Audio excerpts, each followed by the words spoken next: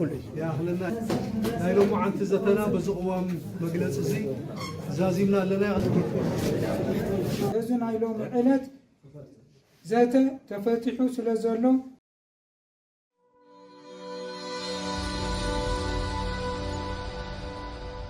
سلام ቤተሰብ ከመይ ጸኒሕኩም ለይ ማዓንቲ ብጣዕሚ ዘሐጉስ ዜና ሰበር ዝኾነ ዜና ይሕዞልኩም መጽእ ዘሎ ያው እቲ ሰበር ዜና ታዩ ኣብ ኣክሱም ቅድሚ ህዚ ተፈጢሩ ዝነበረ ብልሓለፈ ብጣዕሚ ኣስቸጋሪ ነገር ናይ ሃይማኖት ክርክር ኣጋጢሙ ነይሩ ስፔሻሊ ዓርቢ ስቅለት ብጣዕሚ ከቢድ ዝኾነ ነገር ኣጋጢሙ ነይሩ ኣብ ክርስቲያን ኦርቶዶክስና ኣብ ናይ ተኸተልቲ ሃይማኖት እስልምና ብጣዕሚ ከራሃር ዝኾነ ዛዕባ ነይሩና ሎሙዓንቲ ብጣዕሚ ብዝገርም ያው ብዙም ናይ ሃይማኖት ኣቦታትና ብጣዕሚ ደስ ብዝብል ነገር ተፈቲሑሎ ብስምምዕነት ተፈቲሑሎና ናው ከብለኩም ሓቢርና ክንሪኦና ሼር ላይክ ሳብስክራይብ ናገበርኩም ላፍቱ ዜና ከብለኩም እዚያ 12 2018 ዓመተ ምህረት መግለጽ قوام ዘተ مكارن مكبارن محبرسب أقسم مصحف تاريخ كم تخبره أما كاب زنبرة شكونا نبي محمد لتخطاتلتو أب زبان أقسم مراحي جزءات ناب زنبرة فتحي ذهب نقص أقسم كيدو كيد إيلو إذا أزوزو مخنيات تختلت حيمانة إسلامنا مجمّريا جزء ناب أفريقيا إثيوبيا نحزي متصوعي تجراي كم زعاتون نايتوان نقص أقسم كم تقبلون كل زفلتو حقي كابزوان جميرو بحلي مكببارن مكعادن أمنت هايمانوت كريستنان مسلمنان زبانات نات حانسة زمات مجلس التاريخ حزب تجراي أيو صنيحون زقتل زلا بفلاي إزي أقامي بحلي مكبارن مكعادن حق منقستاوي سريت كاب زرت كاب ندحر أبوتات كلت يوم هايمانوت منقستي أبزر دالوم مدرخات ጉባኤ ሰላም እና ተሳተፈን እና ዘብተዩን ሃይማኖት መሰረት ዝገበሩ ጎንጽታት ንኸይፍጠሩ ብዕቱብ እና ሰርሑ መጽዮም እዮም ከምናይ ሕዚ ውጽኢት እቲ መበቀሉ ስልጣነ ስሪት ሃይማኖት ስርዓት መንግስትን ምምሕዳርን ምልማት ሕርሻ ስነ ህንፃን ኪነ ጥበብን ማእከል ቱሪዝም ዝኾነት ታሪኻዊትን ጥንታዊትን ከተማ ኣክሱም ብሓፈሻ መንግስትናን ማሕበረሰብናን ብፍላይ ድማ ኣካላት ፀጥታ ብዝገበርዎ ዘይተሓለለ ፃዕሪ ሰላምን ምርግኣን ተሓልዩ እዩ ዓበይቲ ህዝባውያን ሃይማኖታውያን በዓላት ፍጹም ሰላማዊ ብዝኾነ ኣገባብ እናተኸበሩን እናተባዓሉን መፅዮም እዮም እዚ ንኣመንቲ ክልቲኡ ሃይማኖት ብሰላምን ፍቅርን ተኻኢሎም ካብ ምንባር ብተወሳኺ ፀጋ ቱሪዝም ከተማና ብዘይ ምንም ኣፈላላይ ብሓባር ንክንጥቀመሉ ሰፊሕ ዕድል ዝሃበና እዩ ይኹን እምበር ኣብ ቀረባ እዋናት ነዚ ዝፃብኡ ምልክታት ግጭት ይረኣዩ ስለ ዘለው ንመዓልትታት ዝፀንሐ መንግስቲ ዘማእኽሎ ናይ ዘተን ምርድዳእን መድረኻት ብዘይ በብሃይማኖትና ክነካይድ ፀኒሕና ኣለና ሎሚ ሚያዝያ 12/2018 ዓ.ም ድማ ናብ ሓደ መድረኽ መፂና ሚእቲ ዝኣኽሉ ተወከልቲ ኣመራርሓን ኣመንቲ ክልቲኡ ሃይማኖት ዝተሳተፈሉ መዛዘሚ መድረኽ ዘተ ምክብባርን ምክዓልን ማሕበረሰብ ኣክሱም ብምክያድ ናብ ዝስዕብ መደምደምታን ቅዋም መግለፅን በፂሕና ኣለና ንሕና ወረዳ ኣመራርሓ እስልምና ሃይማኖት ድሕሪ 2013 ዓ.ም ከምቲ ልሙድ ምስ ኣሕዋትና ክርስቲያን ብዘይ ብቑዕ ምርድዳእ ሓደሽቲ ነገራት ዝተኣታተው ብፍላይ ድማ ካብ ጥቅምቲ 2017 ዓ.ም ንድሓር ብሓባር ኮፍ ኢልና እንዝትየሉ ዝነበርና መድረኽ ጉባኤ ትካላት እምነትን ሰላምን ክንሳተፍ ፈቃደኛታት ብዘይ ሙኻና ብምምሕዳር ከተማና ኣብ መዳይ ሰላምን ምርግጋፅን ዝሃቡና ሓበሬታታን ኣብ ኣንፈታትን መሊእና ኣብ ምኽባርን ብዝነበረ ክፍተት ምኽንያት ነገራት ካብ ኢን ሚንን ወፂኦም ክኸዱ ክኢሎም እዮም። እዚ ድማ ኣብ ምእመናን ክልቲኡ ሃይማኖት ዘየድሊ ግጭት ንኽፍጠር ምኽንያት ኮይኑ እዩ። ስለ ዝኾነ ካብ ሎሚ ንድሓር ከምዚ ዓይነት ፀገም ንኸይፍጠር ምስ ምምሕዳርናን ኣሕዋትናን ኣመራርሓ ሃይማኖት ኦርቶዶክስ ተዋህዶ እናተራኸብና እናተረዳዳእና ብዝግባእ ክንሰርሕ ከም ዝግበአና ተገንዚብና ኣለና። ንሕና ናይ ርእሰ ኣድባራት ወገዳማት ኣክሱም ፅዮን ምስ ኣሕዋትና ኣመራርሓ ሙስሊም ክንራኸብን ኣብ ጉዳይ ኣክሱም ሓቢርና ክንመክር ዝገበርናዮ ልዑል ፃዕሪ ተቐባልነት ረኺቡ ናብ ፍረ ብዘይ መብፅሑ ምምሕዳር ከተማና እቶም ንሰዓብቲ ክልቲኡ ሃይማኖት ናብ ጎንፂ ዝወስዱ ተግባራት ክእለዩ እናቕረብና ዝነበርና ምህፅንታ ብህፁፅ ብዘይ ምእላዩ እቲ ጉዳይ ምእመናን ብሰልፊ ንኽፍትሕዎ ተሓሲቡ ዝነበረ በዚ ናይ ሎሚ ዕለት ዘተ ተፈቲሑ ስለ ዘሎ ጠጠው ኢሉ ኣሎ። ስለ ዝኾነ ንሕና ተወከልቲ ኣመራርሓን ኣመንትን ክልቲኡ ሃይማኖት ዝስዕብ በዓል 4 ኣቋም መግለፂ ኣውፂእና ኣለና። ቀዳማይ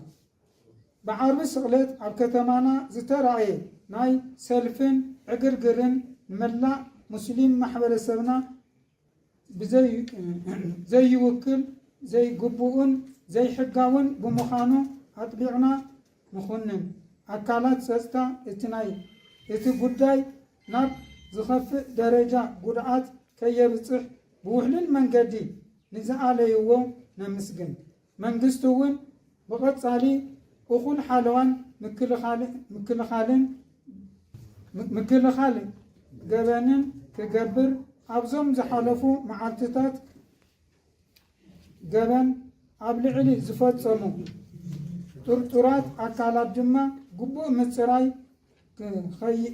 ክኸይድን ተመጣጣናይ መምሃሪ ስጉምቲ ክወስድን ንፅውዕ። ካልኣይ ኣብ ከተማና ኣብ ዝርከብ ገለ ኣብያተ ትምህርቲ ምስ ሒጃብ ተኣሳሲሩ ክረአ ዝፀንሐ ዘይ ምቅድዳው ብመሰረት ንምፍታሕ ብመሰረት ሕገ መንግስቲ ብሄራዊ ክልላዊ መንግስቲ ትግራይ ኣብያተ ትምህርቲ ካብ ዝኾነ ሃይማኖታዊ ምንቅስቃስ ነፃ ኮይነን ኣግባብ ዘለዎ ከይዲ ምምሃር ምስትምሃርን ንኽህልወን ዘየድሊ ደም ምፍሳስ ንምውጋድን ኣብ ክርክር ዝፀንሐ ሒጃብ ካብ ሎሚ ዕለት ጀሚሩ ጠጠው ንኽብል እቲ ማሕበረሰብ ትምህርቲ ተኣኪቡ ዘፅደቆ ስሪት ቤት ትምህርቲ ተግባራዊ ክገብር ናብ ሙሉእ ምርዳእን ውሳኔን በፂሕና ኣለና። ሳልሳይ ንሕና ኣመራርሓ ክልቲኡ ሃይማኖት ባህሊ ምክብባርን ምክኣልን ብዝበለፀ ንኽጉልበት ካብ ኣክራርነት ዝፀረየን ንኣመንቲ ናብ ግጭት ዘይእቱን ሃይማኖታዊ ኣስተምህሮን ምኽርን ብምሃብ ሰላምናን ድሕንነትና ንምርግጋፅ ብሓባር ክንሰርሕ ኣብ ሙሉእ ምትእምማን በፂሕና ኣለና። ራብዓይ ኣብ መወዳእታ ናይ ኣክሱም ጉዳይ ብኣክሱማውያን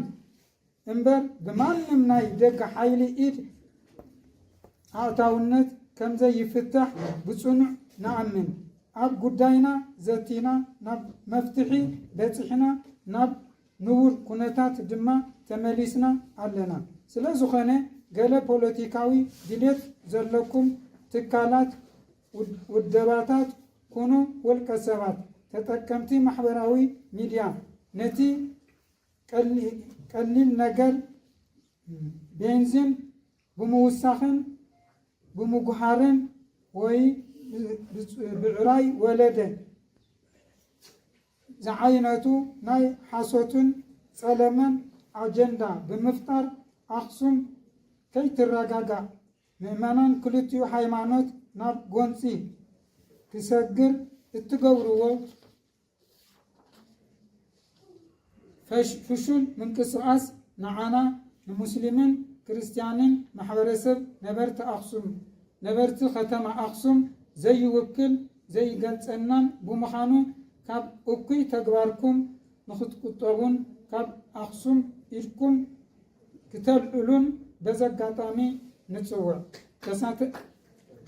ተሳተፍቲ ዘተ ምክዓልን ምክብባርን ማሕበረሰብ አክሱም ሚያዝያ 12 2018 ዓመተ ምህረት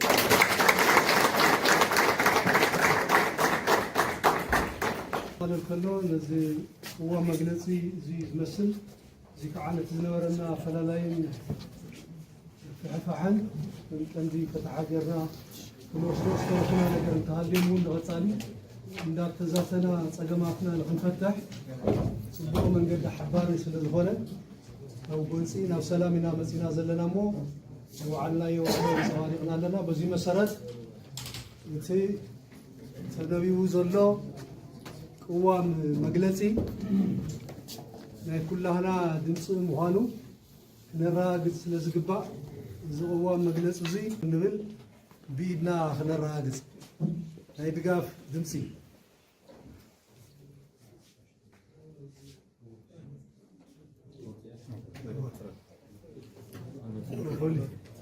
ያህልና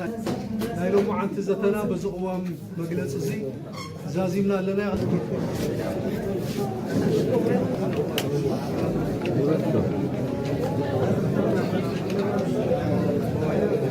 ጽቡቕ መቤተሰብ እቲ ቪድዮ ከምቲ ዝረኣናዩ ተመሊስና ተራኺብና ኣለና እና ያው እቲ ቪድዮ ብጣዕሚ ኣምሃራይ ዝኾነ ነገር ቪድዮ እዮም ሰሪሖም ያው ብጣዕሚ ጽቡቕ ዲፕሎማሲ እዮም ፈጢሮም ዘለዉ እዞም ኣቦታትና ናይ ክልቲኡ ሃይማኖት ኣቦታትና መራሕቲ ሃይማኖት ተቀራሪቦም ብሓደ ኮይኖም እንታይ ይኹን ተዋሃይሎም ያው ትክክለኛ ክኾን ዝኽእል መፍትሒ እዮም ኣቕሚጦም ዘለዉ ሶ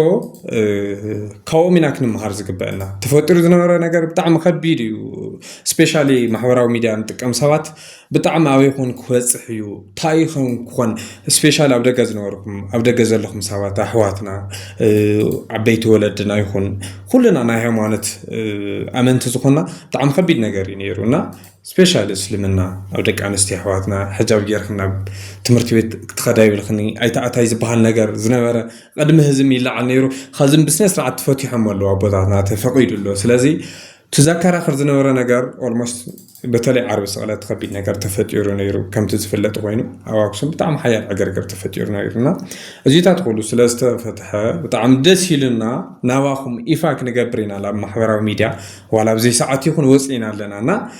የብስራች ዝበሃል ብጣዕሚ ደስ ዝብል ዜና እዩ ዝሐጉስ ዜና እዩ ስለዚ ክትሕጎስሉ ደስ ክብለኩም እዩ ዝግበአኩም ማሕበራዊ ሚድያ ዝሳተፉ ሰባትም ነገራት ኣይተቃዋውሱ ብስነ ስርዓት ንፍቕሪ ንሰላም ንስምምዕነት ንዘምር እምበር ከምቲ ድሪኦ ዘለና ክቡራት ተኸታተልቲ ኣብቲ ማሕበራዊ ሚድያ ከቢድ ነገር እዩ ነገራት ዘቃዋውስ እምበር ነገራት ዘረጋግዕ ሰብ የለን ኩሉ ሰብ በቃ ልኾነ ሓዋሲ ኢሉ ዘቃዋውስ ዘሎ ስለዚ ካብዚ ኩሉ ሕማቃት ነገራት ዘለዉ ዝመፁና ዘለዉ ነገራት ንጠንቀቐሎም ንሕሰበሎም ብደንቢ ጌርና ብስነ ስርዓት ጌርና እንታይ ክመፁና ይኽእሉ ህዝብና ኣብ ምንታይ ክወድቕ ይኽእል መራሕቲ ሃይማኖት ኣቦታትና ኣብ ምንታይ ክወድቁ ይኽእሉ እንታይ ከጋጥሞም ይኽእሉ ኢልና ንሕሰበሉ ስለዚ ሓደ ነገር ኣነ ሃምግለይ ብጣዕሚ ዝተምሃርክዎ ነገር ዝኾነ ነገር ተተፈጢሩ ኣብቲ ዝተፈጠሮ ነገር እዩ ክድሕን ዘለዎ ወይ ክራራዳእ ዘለዎ እምበር ካብ ካሊእ ወፃኢ ኣክሱም ከዛምሂሮምና ዘሎም ዞም ወለድና